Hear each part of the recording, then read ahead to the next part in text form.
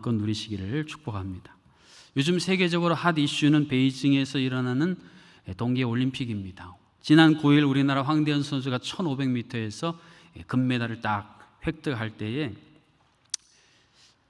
심지어는 황대헌의 헌자를 따서 우리나라 국호를 대헌민국이라고 할 정도로 굉장한 찬사를 받았습니다. 우리나라 여론뿐 아니라 중국 관영 영자신문 온라인판에도 보면 우리 황대헌 선수의 금메달 획득한 것에 대해서 리스펙트, 우리 존중한다, 그 정도로 중국도 거기에 찬사를 보내고 있는 기사를 볼 수 있습니다. 황대헌 선수가 말하다 치킨 먹고 싶다 그랬더니 우리나라 치킨 그 주문이 30%가 갑자기 폭증하고요. 이 대회 관련된 분이 아마 프랜차이즈 회사 회장님인가 봐요. 황 선수 언제든지 치킨 먹고 싶을 때는 내가 자유이용권, 무료이용권 드릴 테니까 평생 치킨 약속도 할 정도로 아주 그 여파가 아주 훈훈한 이야기들이 지금 계속 일어나고 있습니다. 그런데 우리는 사도행전 2장 오늘 본문 말씀을 통해서 초대교회 가운데 이와 같은 일들이 훈훈한 훈풍이 불고 있다, 그런 내용이 오늘 본문에 기록이 되어 있습니다. 어떤 내용입니까? 47절 중반절 말씀을 보십시오. 또 온 백성에게 칭송을 받았다 그랬습니다. 여기서 칭송이라는 이 단어가 요즘식으로 말하면 호의를 받았다는, 호의, 프렌들리, 아주 우호적으로 좋게 말하고 좋게 생각하다, 이때 쓰이는 단어가 이 칭송이라는 단어입니다. 그것도 소수가 아니라 온 백성에게 그랬어요. 이 온이라는 말은 원래 모두란 뜻인데 모든 사람이 다 그랬겠습니까마는 또 다른 뜻이 있어요. 전적으로 하는 거예요. 대세가 그랬다는 거예요. 대세가 초대교회를 향해서 아주 호의적인 반응을 보였다, 그런 이야기입니다. 여러분, 예수님의 십자가 사건 이후에 교회는 하루아침에 제자들은 풍비박산을 맞이하지 않았습니까? 가끔 이제 빙상 경기 볼 때 제일 가슴 아플 때가 언제예요? 그 빙질이 안 좋아서 홈 같은데 날이 끼어가지고 탁 튕겨져 나갈 때 그 펜스에 맞고 쓰러져 있는 선수를 보면 꼭 제가 넘어진 것처럼 가슴이 막 애리질 않습니까? 근데 초대교회가 그랬거든요. 제자들이 그랬고, 그래서 다시 일어나서 레이스를 달린다는 게 이게 정말 쉬운 일이 아니었습니다. 그런데 어떻게 그런 교회가 그 시대의 사람들 시대로부터 이렇게 칭송을 받을 수 있었을까? 우리는 그 해답을 찾아봐야 됩니다. 왜 그러냐면 오늘 이 시대의 교회, 한국교회가 그렇게 넘어져 있고 세상 사람들에게 질책받고 비난받는 대상으로 전락했기 때문에 다시 일어나 비상하기 위해서는 그 이유를 알아야 되지 않겠습니까? 그리고 그 이유를 알고 우리도 다시 일어나서 희상을 해야 되기 때문에 그렇습니다. 그러면 어떻게 가능했는가? 먼저 42절 말씀해 보니까 그들이 사도의 가르침을 받아 서로 교제하고 떡을 떼며 오로지 기도하기를 힘쓰므로 이게 가능했다라고 증언해 주고 있습니다. 가르침을 받았다 그랬습니다. 하나님의 자녀들, 백성들에게 있어서 가장 중요한 것은 우리가 하나님의 말씀에 대한 어떤 태도를 갖느냐예요. 여러분, 성경의 구약성경, 신약성경 보세요. 하나님께서 여러 가지 루트를 통해 여러 사람들을 통해 하나님 말씀을 주셨는데 그것을 어떻게 받아들였느냐, 그것을 받아들인 사람의 태도에 따라서요, 그 결과는 완전히 천양지차로 나타났어요. 지금도 마찬가지입니다. 이 강단에서 하나님께서 부족한 저를 통해 하나님의 말씀을 대언할 때에 그것을 받아들인 여러분의 태도는요, 하나님 보실 때는 완전히 천양지차라는 거예요. 그런데 하나님이 정해놓으신 표준이 있어요. 하나님이 기뻐하시고 그 말씀이 힘이 되어 우리의 삶을 변화시킬 수 있는 표준이 있는데 그건 뭐예요? 말씀하옵소서 주의 종이 듣겠나이다, 그 태도예요.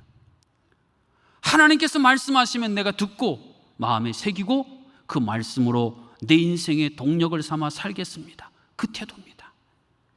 이렇게 되어지면 어떤 모양 어떤 형태로든지 그 말씀이 우리의 삶을 완전히 변화시킵니다. 그런데 이런 태도, 이러한 겸손한 태도를 갖지 못하고 소위 예수님 당시에 예수님께 크게 질책받았던 서기관과 바리새인 같은 태도를 가지면 아무리 말씀을 많이 듣고 심지어는 예수님이 말씀하셔도 변화의 일은 이르지 못한다는 사실을 우리가 주목해 봐야 하지 않겠습니까? 왜 그렇습니까? 바리새인과 서기관들은요, 우리 말씀 알아. 우리는 오래 배웠어. 우리만큼 실천하는 사람 있어? 이러한 잘못된 교만한 생각이 그들을 꽉 사로잡고 있기 때문에 하나님의 말씀을 받는 이 겸손한 태도를 잃어버리는 이것이 그들로 하여금 그들의 인생 빙상에서 튕겨져 나가서 정말 진정한 꼬린 지점에 이르지 못하게 만드는 그 결정적인 요인이었다는 거예요. 오늘 말씀을 받았다라고 하는 것은 하나님께서 예수 그리스도를 통해 사도들에게 주신 말씀, 그 말씀의 바통을 이제 성도들이 제대로 이어받아 그것을 가지고 뛸 준비가 되어 있다, 그런 말씀이에요.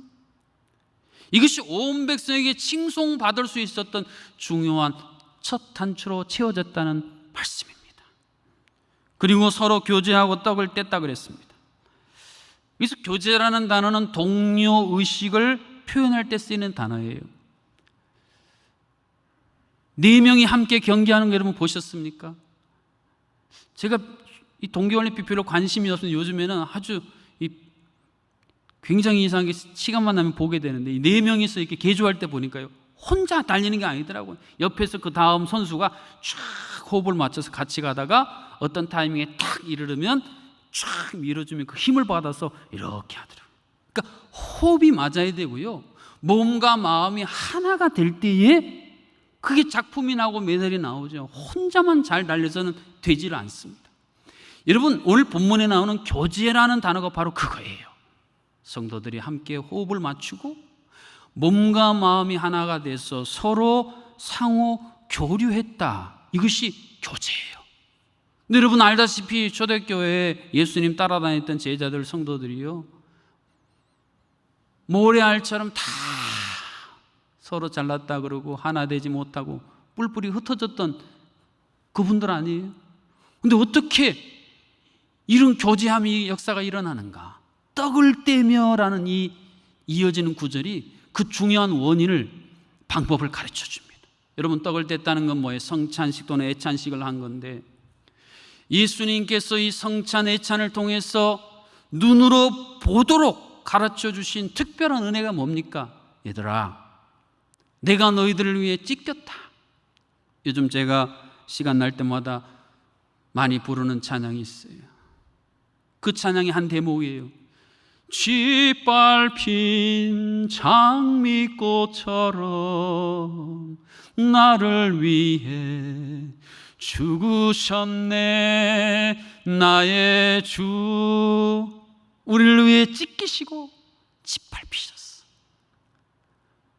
찢겨진 우리를 다시 하나 되게 하고 짓밟혀진 우리를 다시 복원시켜 주시는 이 주님, 이 주님이 다시 그들의 인생의 공동체 중심축으로 탁 세워졌기 때문에 그들이 비로소 상호 교류하고 또한 동료의식을 가지고 온 백성에게 칭송받을 수 있는 그 중요한 징검다리 역할을 했다라는 거예요. 이것을 바탕으로 그들은 오로지 기도하기를 힘썼습니다. 그래서 힘썼다는 말은 끈질기게 성실한 거예요. 우리 주변에 보면 불독이 뭘 한번 탁 물으면 끝까지 놓지 않는 것처럼 아주 끈질기게 성실함을 갖는 분들이 계시지 않습니까? 그런데 초대교회는 기도하는 일에 있어서 이러한 모습을 보였다는 거예요. 한두 번 기도하다 기도의 불을 꺼트리는 게 아니고 기도의 불이 활활 타오르도록 지금 하고 있다는 말씀이에요. 작년에 우리나라가 누리호를 탁 발사할 때 온 국민이 관심을 갖고 그것이 어느 정도 궤도를 넘어서서 차 나갈 때 박수를 치지 않았습니다. 초대교회가 주변의 사람들에게 지금 박수갈채를 받게 되었던 그 중요한 동력, 끈질기게 성실하게 호렙산에 타올랐던 불꽃처럼 기도의 불이 꺼지지 않도록 행한 것, 말씀을 받고 서로 교제하고 기도하기를 힘썼던 이 삼박자가 잘 어우러짐으로 말미암아 초대교회는 비로소 칭송받는 교회로서의 임계치, 여러분 폭탄이 빵 터지기 전에 그 임계치, 임계 질량에 이른다고 하지 않습니까? 그게 이르는 거예요.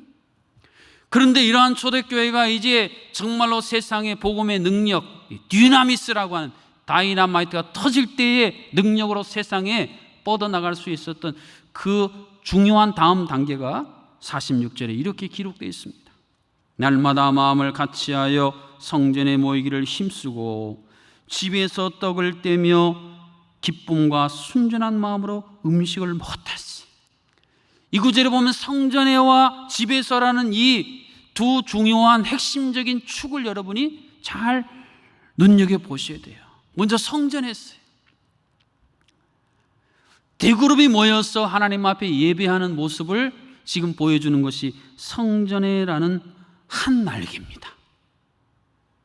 그런데 또 다른 날개를 보여주셨는데 바로 집에서예요. 여러분, 우리가 대그룹으로 모이면서 하지 못하는 것들이 있어요.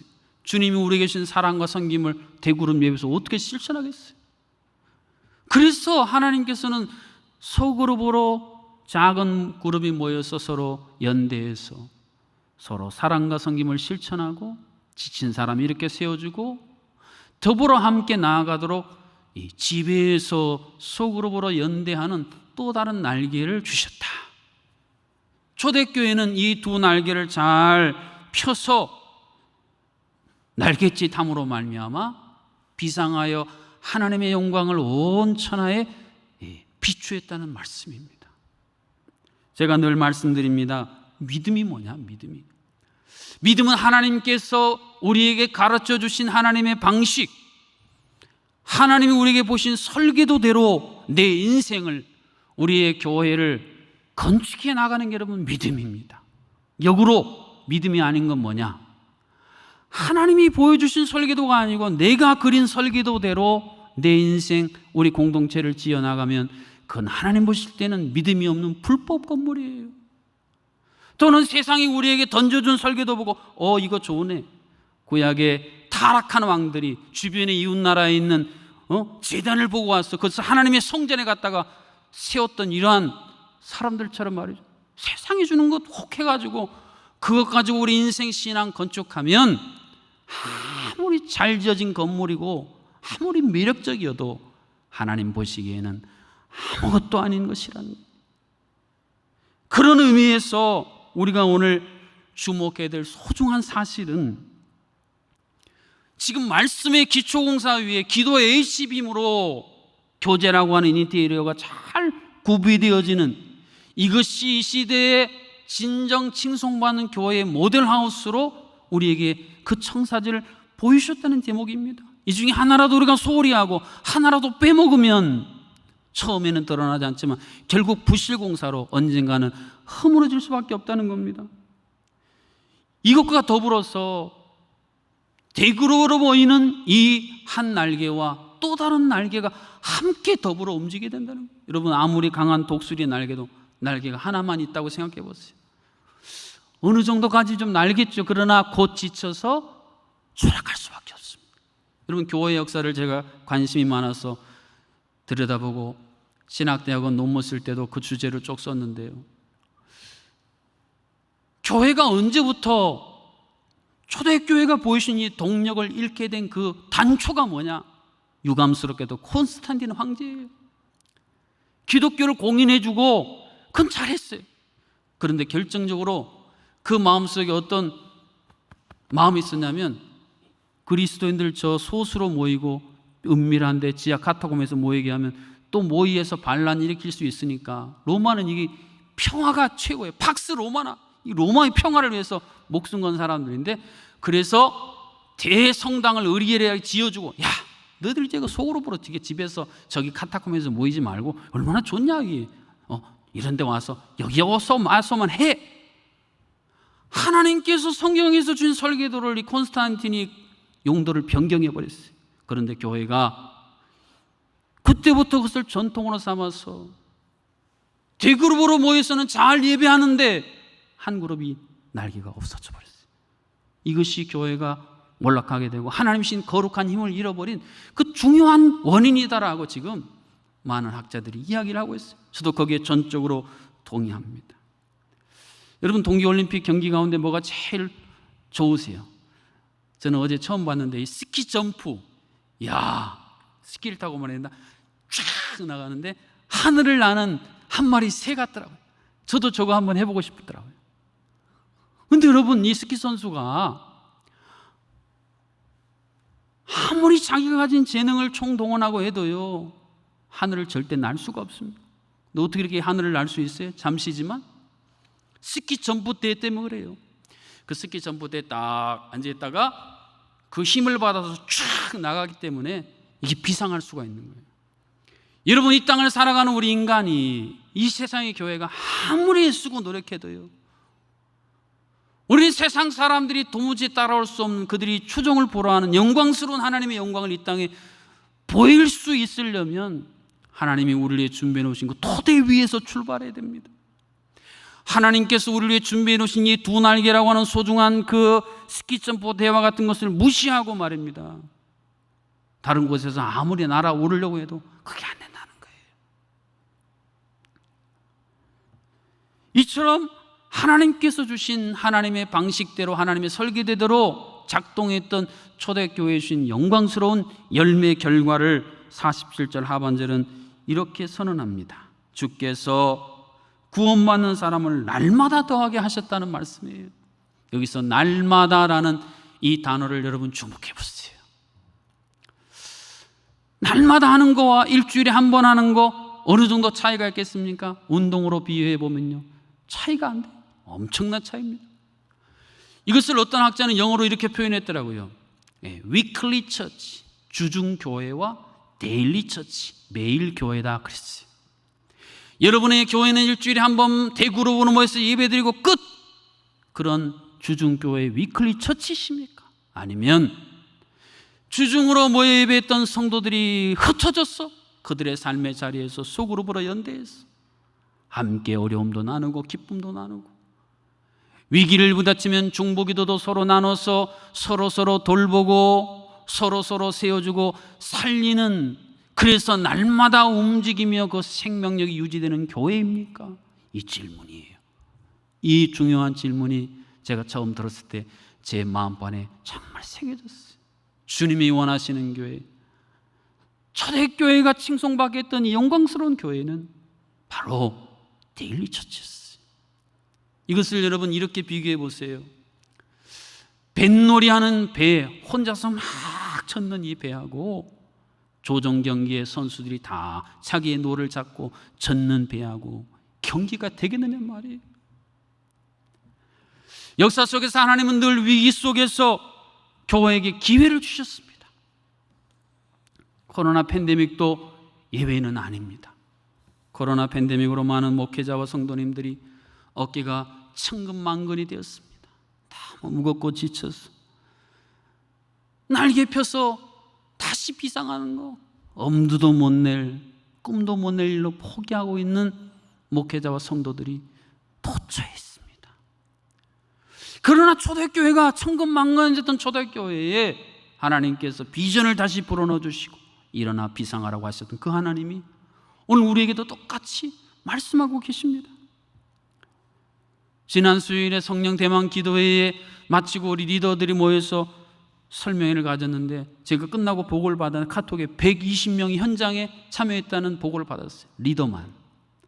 근데 공교롭게도 120이라는 숫자는 오늘 본문에 초대교회가 칭송받기 위해 시작됐던 마다락방이 그 120명의 성도의 숫자와 딱 일치가 됐어요. 그래서 제 마음속에 하나님께서 우리 제정락교회에 일으키시려고 준비하고 계시는구나, 상징적인 확신을 가지고 제가 큰 힘을 얻게 되었습니다. 여러분, 교회를 다른 말로 영어로 커뮤니티로 비유합니다. 이 커뮤니티는 뭐예요? 함께라는 말과 선물이라는 말이 합쳐진 단어가 커뮤니티. 서로에게 선물이 되어준다, 그런 의미랍니다. 그래서 어떤 신학자는 이것에 근거해서 교회를 이렇게 정의했어요. 교회는 그리스도의 생명이라는 공동 선물을 받아 그것을 서로 공유하는 유기체의 생명체다. 너무 정확한 정의예요. 우리 몸을 보세요. 살아있는 몸은요, 음식을 먹어서 입만 즐겁고 좋은 게 아닙니다. 거기서 나오는 생명을 온 몸이 다 공유하게 돼 있어요. 그래야 건강한 몸이 아니겠습니까? 이게 바로 교회다라는 거예요. 예수님이 이것을 위해 자신의 모든 것을 전적으로 다 우리에게 주셨습니다.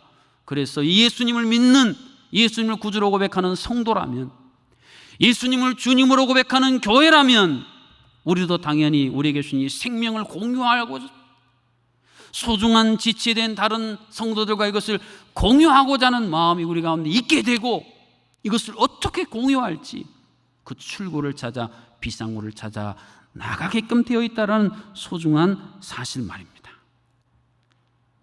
우리가 살고 있는 세상은요, 급변합니다. 한동안 종교다원주의가 막 일어나서 예수님 말고도 다른 길, 구원의 길 많다. 그래서 한국교회가 엄청난 혼돈에 빠졌어요. 그러더니 포스트 모더니즘이 나와서 절대적인 게 어디 있냐? 절대적인 걸 다 부정해버렸어요. 그리고 이 세상은 코로나 팬데믹보다 더 무섭게 고삐 뿔린 소비주의라고 어떤 학자가 표현한 것처럼 허탈한 마음을 채우려고 엄청난 소비주의의 맘모니즘에 빠져서 지금 돌아가요. 이라는 엄청난 추진력이요, 교회라는 공동체를 다 산산조각 내버렸습니다.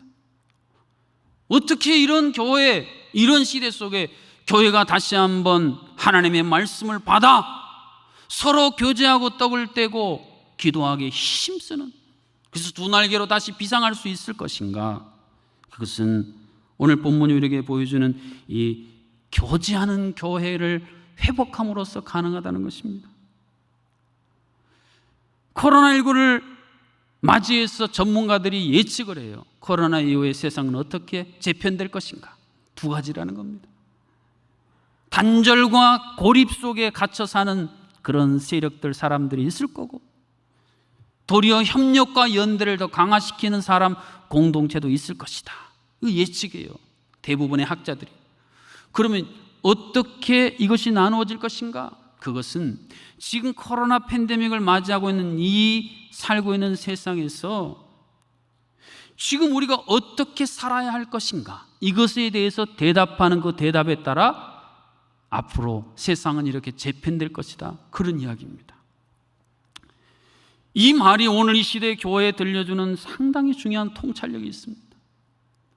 코로나 팬데믹이 한국 교회에 기여한 바가 있어요. 그동안 우리는 너무 앞만 보고 달려왔습니다.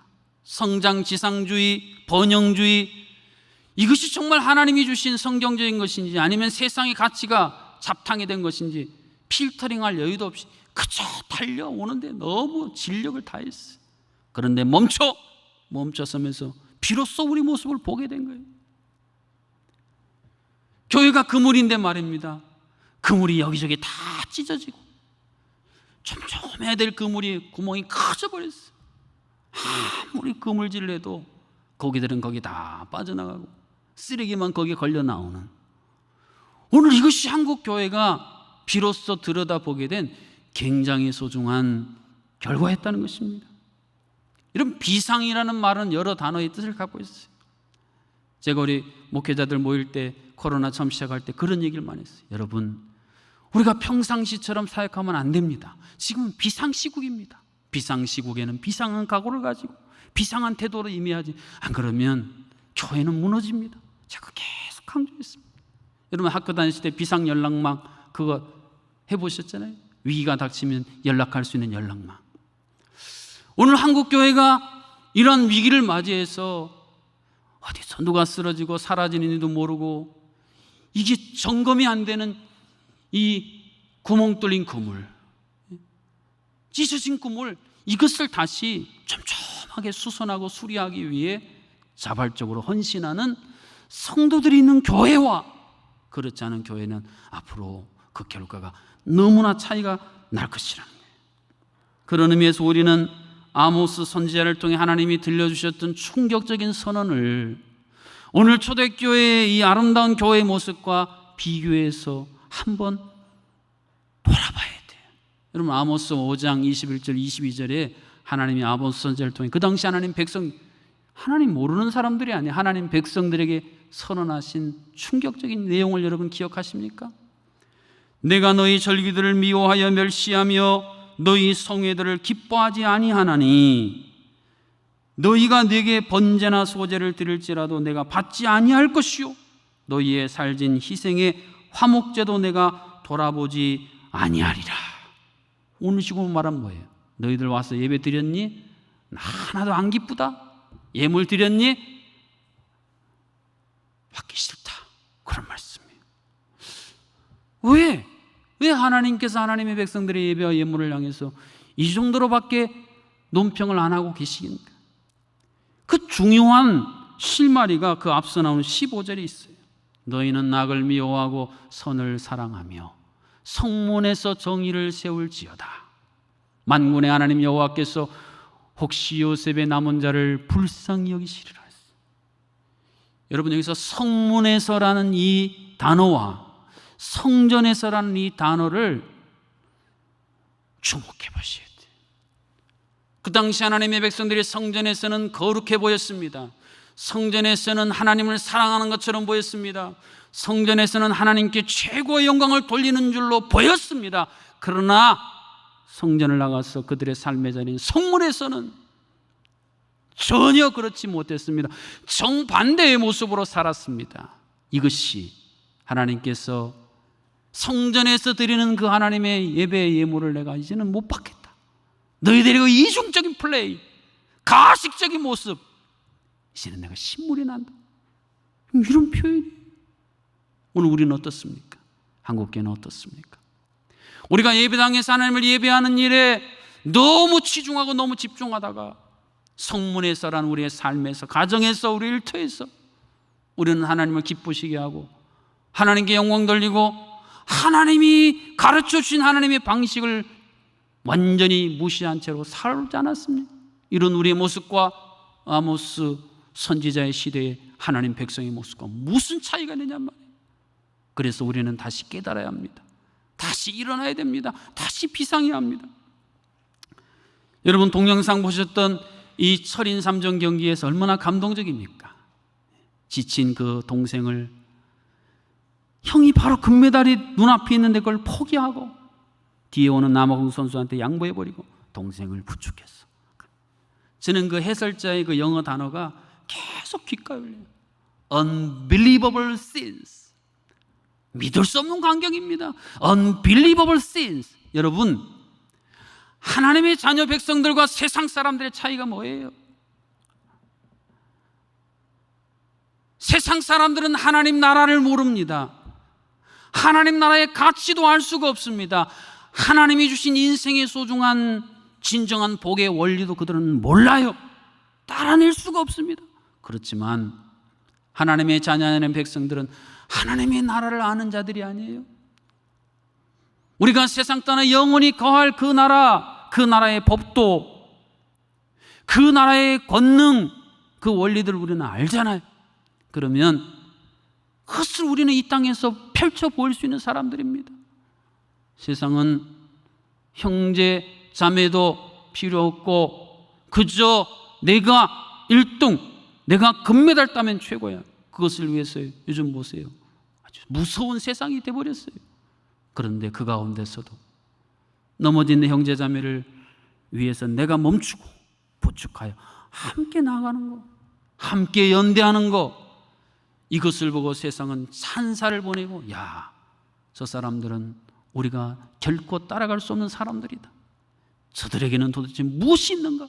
무엇이 저들을 저렇게 만들었는가? 여러분, 이것이 초대교회가 칭송받는, 하나님 앞에 영광스러운 찬사를 돌리게 했던 그 중요한 동력입니다. 사랑하는 성도 여러분, 코로나 팬데믹은 오늘 너무나 튕겨나가버린, 그럴듯하지만 전혀 하나님 보시기에 그렇지 않은 우리의 모습을 들여다보는 거울이 됐습니다. 이제 봤으면 다시 씻을 건 씻고, 다시 빗을 건 빗고, 단추 엉터리를 꼈으면 다시 제대로 끼워야 되지 않겠습니까? 이것을 위해 우리는 비상구 새벽 기도회와 비상구 기도연대라고 하는 그 자리에 함께 동참해야 됩니다. 평상시에 몰려들면 전쟁이 일본에서 쳐들어오면요, 공부하던 선비들도, 심지어는 여인들, 저 행주산성의 행주치마에 돌까지 날라요. 그동안은 교회가 목회자와 몇몇 열심히 하는 20%의 성도들 가지고 움직였습니다. 우리 몸이요, 기관이 20%만 움직인다고 보세요. 건강한 몸이겠습니까? 아닙니다. 이제는 하나님이 원래 주셨던 교회의 진정한 모습, 모든 성도들이 각 지체가 함께 일어나 함께 생명을 공유하고, 그래서 하나님이 우리에게 보신 그 표대를 향하여 함께 비상하여 날아오르는 교회, 이 교회를 우리가 지금 다시 찾지 못한다면, 이것을 찾기 위해 모든 성도들이 함께 힘을 모아 연대하지 않는다면 앞으로 한국 교회는 어떻게 되겠습니까? 그러나 하나님 우리에게 보이신 이 소중한 비전의 깃발의 이 중심 쪽에 다시 우리가 모여 이 역사를 이룬다면, 이것을 통해 하나님 우리를 살리시고 우리 가정을 살리시고 이 땅과 이 나라의 열방을 살리는 놀라운 생명의 통로로 반명히 사용하실 것입니다. 이 역사를 위해 함께 연합하고 연대하는 우리 모든 성도님들이 되실 수 있기를 주님의 이름으로 축복합니다. 우리 주신